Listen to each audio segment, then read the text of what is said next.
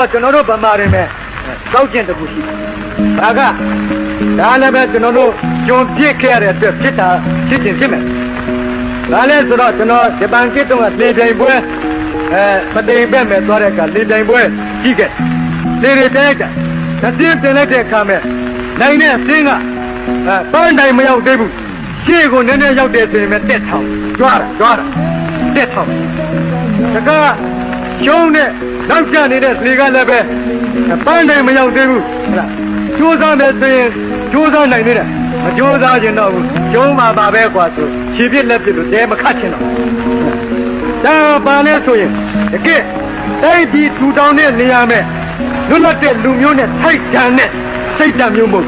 အဲ့ဒီစိတ်ဓာတ်မျိုးကဂျုံဖြစ်တဲ့စိတ်ဓာတ်မျိုးဂျုံပြစ်မဲ့စိတ်ဓာတ်မျိုးဒီစိတ်ဓာတ်မျိုးရှိနေသမျှကာလပတ်လုံးကျုပ်တို့ဗမာတွေဂျုံပြစ်နေပါပဲလွတ်လပ်ရေးရရင်လည်းပဲညံ့ပြန်ဂျုံပြစ်မှာပဲဟုတ်လား